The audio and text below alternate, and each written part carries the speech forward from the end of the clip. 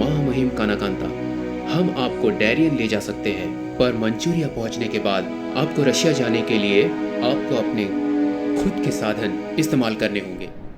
तो फिर उस प्लेन क्रैश का क्या? हाँ मतलब सॉरी, लेकिन मैं शायद बहुत सारे राजनीतिक इमारतों को धूल में मिला रहा हूँ, लेकिन उस दिन ना माँ कसम कोई प्लेन क्रैश नहीं हुआ था। क्या? जी हाँ, हम लोगों को मेरी मौत का नाटक रचाना है और इसके लिए मुझे कुछ चश्मदीद गवाहों की मदद चाहिए, जिसमें ऑफिसर्स, सोल्जर्स, स्थानीय डॉक्टर्स, नर्सेस और पुजारी, उसी जगह पर जहां हम प्लेन क्रैश का नाटक करेंगे। हमें उसी जगह पर हुए प्लेन क्रैश की कुछ पुरानी तस्वीरों की जरूरत है।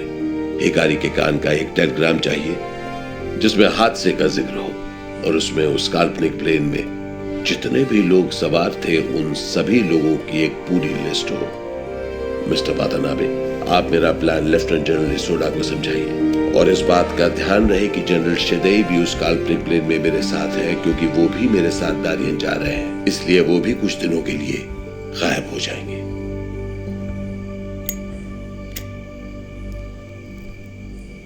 रहमान,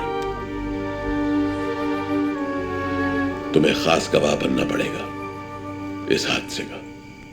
आपका हुक्म सर आंखों पर नेताजी, जान हाजिर है। मुझे तुम्हारा हौसला चाहिए रहमान, जान नहीं। एक ऐसी कहानी बार बार दोहराने का हौसला जो अभी हम सब मिलकर बनाएंगे। याद रखना, आत्मसमर्पण के बाद अमेरिकन, ब्रिटिश और भारतीय इंटेलिजेंस तुमसे पूछताछ करेंगे और हो सकता है तुम्हारे साथ बुरा बर्ताव भी करें। कहानी बदलनी नहीं चाहिए। कहानी नहीं बदलेगी नेताजी, आप बेफिक्र रहिए। और कहानी चाहे कितनी भी मनगढ़ंत क्यों ना हो, उस प्लेन क्रैश की वजह से मेरे बदन पर जो घाव होंगे वो असली होंगे। मैंने तेजाब का बंदोबस्त कर लिया है।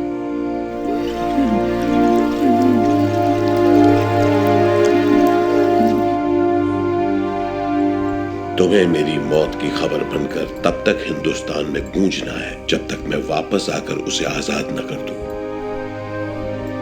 आईबी ऑफिसर फिनी वो उस नकली टेलीग्राम को देखकर और लाश की कोई तस्वीर न पाकर वो समझ गए थे पूरी बात को। वाटानाबे की गवाही को दर्ज किया secret file number 32, reference number DIB/B/2 के रूप में, जो अभी नेशनल आर्काइव्स में मौजूद है। क्या आप गवाह को क्रॉस एग्जामिन करना चाहेंगे मिस्टर पॉल? जरूर। तो मिस्टर धर, आपके मुताबिक कोई प्लेन क्रैश नहीं हुआ?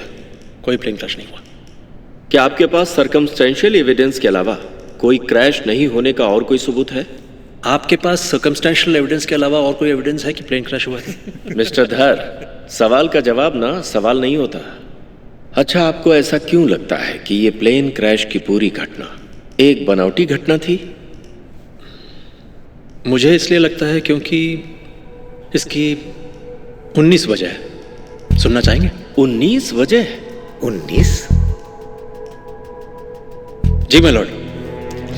पहली बात, नेताजी बैंकॉक के उस मशहूर बैठक के बाद 4 बक्सा सोना लिए सभी को फॉर्मली अलविदा कहकर ऐसे क्यों चले जाएंगे जैसे कि वो कभी वापस लौट के आने वाले नहीं। अगर उन्हें सिर्फ आत्मसमर्पण ही करना था तो उन्हें वापस लौटने की योजना भी बनानी चाहिए थी।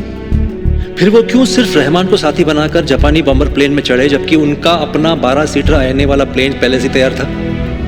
यहाँ तक कि क्रैश कहाँ हुआ इस बात पर भी बहुत सारे विवाद हैं, बहुत सारे इनकंसिस्टेंसीज हैं। कुछ गवाह कहते हैं कि रनवे पर हुआ था, कुछ कहते हैं कि रनवे के बाहर हुआ था लेकिन एरोड्रोम के अंदर हुआ था, कुछ कहते हैं कि एरोड्रोम से कुछ किलोमीटर दूर हुआ था। हम अगर क्रैश की तस्वीर के साथ पीछे के पहाड़ और टूटे हुए टुकड़ों की पोजीशन मिलाकर देखें तो इससे साफ मालूम पड़ता है कि ये कोई दूसरी दुर्घटना, किसी और प्लेन क्रैश की तस्वीर है। यहाँ तक कि हबीबुर रहमान की बैंडेज वाली तस्वीर भी धुंधली है, अस्पष्ट है। इनफैक्ट एरोड्रोम के ऑफिशियल्स और वहाँ के रहने वाले और ताइवान गवर्नमेंट ऑफिशियल ये कहते हैं कि सिर्फ 18 अगस्त को ही नहीं बल्कि पूरे 1945 में वहाँ कोई प्लेन क्रैश नहीं हुआ था। उस समय के आसपास एक ऐसी वारदात 1944 के सितंबर में हुई थी। अच्छा, अब 1945 वाले प्लेन क्रैश के बारे में बहुत सारे विवाद हैं। कोई कहता है कि विमान के पंख में आग लग गई, कोई कहता है कि इंजन जल गया और कोई कहता है कि प्रोपेलर खुल गया था। किसी भी गवाहों के बयान मेल नहीं खा रहे हैं सर। कोई कहता है कि नेताजी पहले निकल गए थे, कोई कहता है कि रहमान पहले निकले थे, कुछ कहते हैं कि रहमान ने आग बुझाने में नेताजी की मदद की, तो कुछ कहते हैं कि रहमान बेहोश हो गए थे और चपानियों ने आग बुझाई थी। नेताजी के चोट के बारे में भी तरह तरह के बयान सुनने को मिलते हैं। रहमान कहते हैं कि उनके सर पर 4 इंच का गहरा जख्म था, लेकिन डॉक्टर योशिमी जिन्होंने नेताजी का इलाज किया उनके मुताबिक कोई जख्म था ही नहीं। योशिमी ने यह भी कहा था कि आग में गिरने की वजह से उनका खून काला और गहरा हो गया था, जिसकी वजह से उनको ब्लड ट्रांसफ्यूजन देना पड़ा। लेकिन उनके असिस्टेंट डॉक्टर सुरुता इस बात से इनकार करते हैं। सो सर 1945 में ताइहोकू हवाई अड्डे पर नेताजी की जलकर मौत हुई, इसका विश्वास करने लायक कोई सबूत ही नहीं मिला। ना तो कोई hospital record, airport logbook, police या फायर डिपार्टमेंट रिकॉर्ड्स बरामद हुई, और ना तो 1945 के डिटेल क्रेमेटोरियम रजिस्टर में नेताजी या दूसरे किसी भी कैजुअलिटी का जरा सा भी जिक्र किया गया। योशिमी और सुरुता ने कहा है कि सिर्फ काना कांता नाम के किसी व्यक्ति के नाम पे डेथ सर्टिफिकेट इशू किया गया था। हालांकि उन दोनों के मुताबिक मौत की वजह अलग अलग लिखी गई थी, और शक की सबसे बड़ी वजह उस दिन का इकलौता क्रेमेटोरियम परमिट जहां एक ही डेथ सर्टिफिकेट इशू किया गया था, इचिरो ओकुरा नाम के एक जापानीज आदमी का। ऐसा एक आदमी जिसका जन्म 1901 में हुआ था और जिसकी मौत दिल की बीमारी की वजह से हुई थी, जलने की वजह से नहीं। और जनरल शिदेई या क्रैश में मारे जाने वाले दूसरे लोगों के बारे में इतना तक बरामद नहीं हुआ। इतने बड़े बड़े अफसरों की न तो लाश मिली, न तो उनकी अंतिम क्रिया में कोई शामिल हुआ, न ही उनकी कोई डेथ रिपोर्ट है। इतने सारे लोग एकदम से गायब। आपको पानी चाहिए मिस्टर धर? नहीं मिलॉर्ड, पानी नहीं, बस इंसाफ चाहिए थोड़ा सा। ओके आप बोल चुके? 19 वजह हो गई? नहीं, सिर्फ 14 का जिक्र किया, जिनकी डिटेल्स मैं पहले ही कमीशन के पास जमा कर चुका हूँ। और बाकी 5 के लिए मैं मिस्टर पॉल को रिक्वेस्ट करूंगा कि वो मेरी 2 किताबें पढ़ लें। आप समझ ही सकते हैं कि नौकरी छोड़कर मैं मिशन नेताजी चला रहा हूँ। आप लोग अगर किताब पढ़ेंगे तो बड़ी मेहरबानी होगी, लेकिन अगर उसमें कुछ इलॉजिकल चीजें दिखे तो मैं पूरे पैसे वापस करूंगा, पक्का।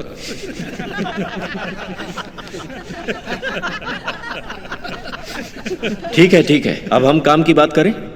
अच्छा, ये 2 जो डिटेल्ड सरकारी कमीशन बने, सन 1956 में शाहनवाज कमीशन और 1970 का खोसला कमीशन, उनका क्या?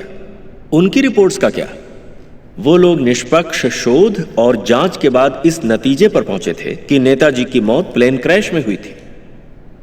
जी सर, बिल्कुल सही कहा हमने। बहुत ही डिटेल और निष्पक्ष जांच की उन लोगों ने। इतनी डिटेल थी कि 1978 में हमारे प्रधानमंत्री मोरारजी देसाई ने दोनों कमीशंस की रिपोर्ट सबूतों की कमी की वजह से रिजेक्ट कर दी। इतनी निष्पक्ष थी कि प्लेन क्रैश की थियरी में हजारों गलतियों के बावजूद दोनों ही कमीशन ने हर चीज पर पर्दा डालकर सरकार को वही बताई जो बात सरकार सुनना चाहती थी। इतनी ही डिटेल थी कि शाहनवाज कमेटी को सबमिट किए गए नेताजी के बड़े भाई सुरेश बोस की डिसेंटियन रिपोर्ट ने पंडित नेहरू तक को ये मानने के लिए मजबूर कर दिया था कि ऐसा कोई सबूत नहीं है जो ये बता सके कि नेताजी की मौत उस प्लेन क्रैश में हुई थी। इतनी निष्पक्ष थी कि टोक्यो के ट्रायल में मौजूद रहे राधा विनोद पाल जैसे काबिल जज को छोड़कर नेताजी के खास विरोधी जीडी खोसला को नियुक्त किया गया और कमीशन के वर्डिक्ट के बाद उन्हें ऊंचा सरकारी ओहदा दिया गया। इतनी डिटेल थी कि एक कमीशन ने पूरे काम को दिल्ली के किसी एयर कंडीशन रूम में बैठे बैठे अंजाम दिया और दूसरा हालांकि बड़ी मुश्किल से तैवान तो पहुंचा, पर वहां तहकीकात के बजाय उस समय के प्रधानमंत्री के लिए शॉपिंग पर ज्यादा वक्त कमाया। आप इसे पॉलिटिकल मुद्दा बना रहे हैं मिस्टर धर। कौन सी एंटी कांग्रेस पार्टी के मेंबर हैं? बीजेपी, आरएसएस, बजरंग दल या फॉरवर्ड ब्लॉक? मैं किसी भी पार्टी का काडर नहीं हूँ मिस्टर पॉल, मैं आजाद हिंद फौज का सिपाही हूँ। नाम तो सुना ही होगा आपने, या फिर उसके लिए भी अलग कमीशन बिठाएंगे? Okay, that will be all gentleman. Okay, ठीक है। ये कमीशन आपके द्वारा पेश किए गए सबूत, थ्योरी, विवरण, सरकारी दस्तावेजों के साथ पूरी विमान दुर्घटना की जांच कराएगा। मैं निजी तौर पर क्लेम्स और काउंटर क्लेम्स की तहकीकात के लिए ताइवान, जापान, बैंकॉक जाऊंगा। पर एक बात मैं आपसे पूछना चाहता हूं मिस्टर धर, अगर नेताजी सुभाष चंद्र बोस की मृत्यु प्लेन क्रैश में नहीं हुई तो आखिर वो गए कहां? मतलब आपकी थ्योरी के अनुसार।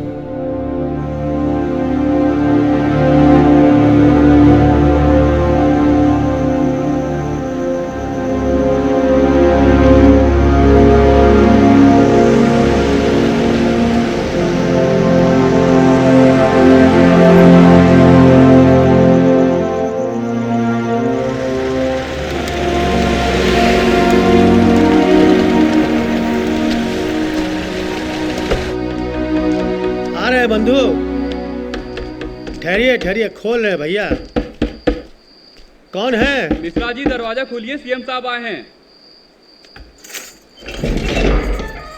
नमस्ते जी। नमस्कार। कहिए, सब कुशल मंगल महादेव जी? हाँ मालिक। भाई मालिक हम नहीं, मालिक तो अंदर बैठे हैं। हाँ जी, नमस्ते। सही कहा आपने। वो कह रहे थे कि आप आने वाले हैं। आइए ना, आइए चलिए। आइए, संभल के।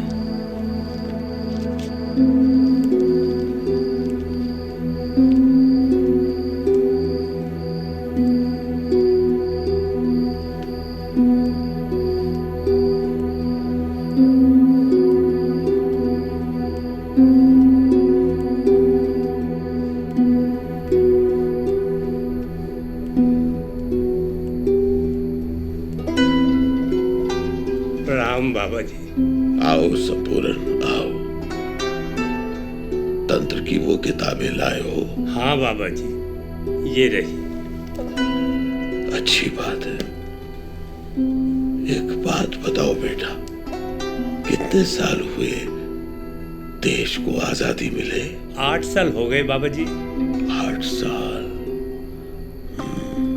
अच्छा बताओ, यूपी लेजिस्लेटिव असेंबली के फसाद में एक ट्रिपल आर्च है ना?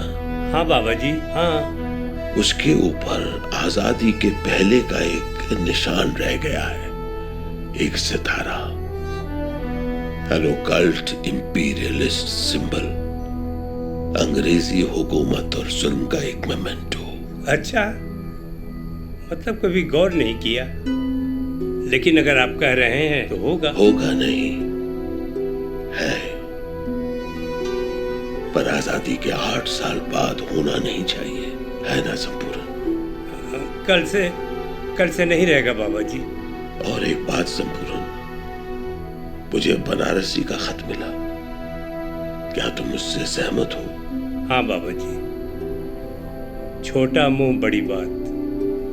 दिल्ली और बाकी देशों के जो अभी संबंध है, आपको थोड़ा सावधान रहना चाहिए। तो यूपी सरकार की तरफ से और पर्सनल कैपेसिटी में एक सुरक्षा रेखा का इंतजाम कर देते हैं, फिर इत्मीनान से आप यहाँ रहिए। शुक्रिया बाबा जी। और एक बात, वो मिश्रा जी कह रहे थे कि आपको रात को जबरदस्त खांसी आती है, तो कुछ बेहतर हीटर और कंबल भेज देता हूँ, अगर आप कहें तो। कोई जरूरत नहीं, मुझे ठंड कम ही लगती है। वैसे भी ये शरीर साइबेरिया की सर्दी से गुजरा है। तो आज मैं चलूं बाबा जी? हाँ चलो। प्रणाम बाबा जी। खुश रहो।